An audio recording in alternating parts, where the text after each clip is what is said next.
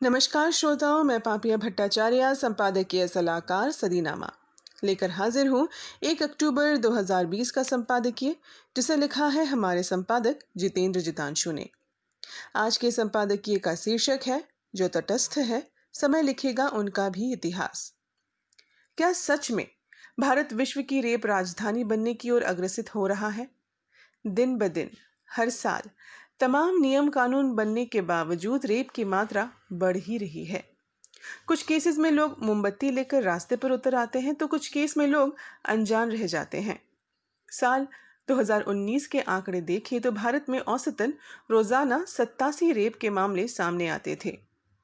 National crime record bureau के आंकड़ों के मुताबिक 2018 की तुलना में 2019 में महिलाओं के खिलाफ अपराध पिछले साल के मुकाबले 7.3% बढ़े। निर्भया केस के बाद जो सख्त कानून बने, साथ ही जो हेल्पलाइन नंबर आए, उस बारे में ज्यादातर महिलाएं जानती ही नहीं। साफ रूप से इसके प्रचार प्रसार में जो कमी है वो हमारे सामने आती है। हाथरस रेप केस को देखकर लगता है ऐसे मामलों में अमीरी और गरीबी अपना रंग दिखा ही जाती है। बहरहाल, परिस्थिति देखकर ऐसा लगता है कि लोकतंत्र की सोच में ये क्या पल रहा है।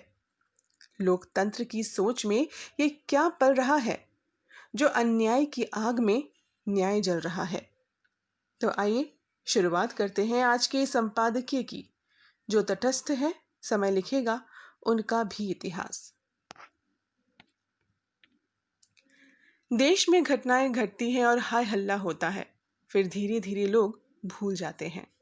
कुछ नियम कानून बदले जाते, कुछ चीजें जहां से चली थी वहीं पहुंच जाती, फिर घटनाएं सिर्फ याद करने लायक रह जाती, जो किसी बुरे सपने से कम नहीं होती। हर बड़ी घटना के बाद नियम बदले जाते, जागरूकता फैलाई जाती और कुछ दिन बाद फिर वैसी ही घटना एक और बार घटती, फिर हो हल्ला होता और हम फिर भूलने लगते हैं। हाथरस में जो हुआ वह इसी तरह की घटनाओं की पुनरावृत्ति है। निर्भया कांड के समय बहुत सारे बदलाव किए गए, नियम बने, लेकिन चीजें वही की वही खड़ी है। भारत सरकार ने महिलाओं की विपत्ति के समय एक हेल्पलाइन नंबर जारी की थी, जिसका नंबर था 181। लेकिन 2018 के आंकड़े बताते हैं कि देश की 73% महिलाओं ने इसके बारे में सुना ही नहीं। जिन्होंने सुना, उनमें से सिर्फ 13% ने कहा कि हमने इसे इस्तेमाल किया था। प्रयोग करने वाले आधे लोगों का कहना है कि कोई लाभदायक नहीं है ये। मतलब 181 के बारे में जागरूकता की कमी है। भारतीय दंड विधान में इस घृणित कुकर्म के लिए कठोर सजा का प्रावधान है, यहाँ तक कि फांसी की सजा भी। लेकिन फिर भी ये रुक नहीं रहा है। बहुत सारे मामलों में ये पुरुष सोच से प्रेरित है। भारतीय दंड विधान के विभाग 375 में ये आता है, जिसमें बहुत सारे बदलाव हुए, जिनमें पोस्को, घरेलू महिलाओं पर हिंसा का कानून, पहले तो दंड विधान विभाग 377 समलैंगिक के अनुसार भी सजा का प्रावधान था, लेकिन 6 सितंबर 2018 के सुप्रीम कोर्ट के आदेश के बाद वो दंड मुक्त हो गया।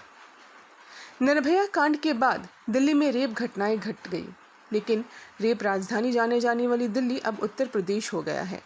और यूपी में होने वाली इन घटनाओं के प्रमुख कारणों में वो जमींदारी व्यवस्था है जो गरीब को जीने नहीं देती।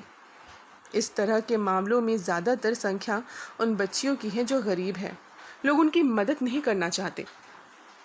साल भर पहले उन्नाव केस हुआ था, जो दबंगई का नमूना था। यही बात अगर दक्षिण की तरफ जाए तो आंध्र प्रदेश के हैदराबाद शहर में हुए अपराध के बाद एनकाउंटर में अपराधियों को मारने के बाद पुलिस वालों पर जिस तरह फूल वर्षा की गई, वो भी कोई अच्छी परंपरा नहीं है। हाथरस केस में तो पुलिस ने बिना घर वालों को बताए पीड़िता का अंतिम संस्कार तक कर दिया। अब ये कांड हाथरस में हो गया और दबंगों ने दूध बेचने वाले परिवार की लड़की के साथ दुर्व्यवहार कर दिया, जिसकी मौत दिल्ली के एक अस्पताल में हो गई।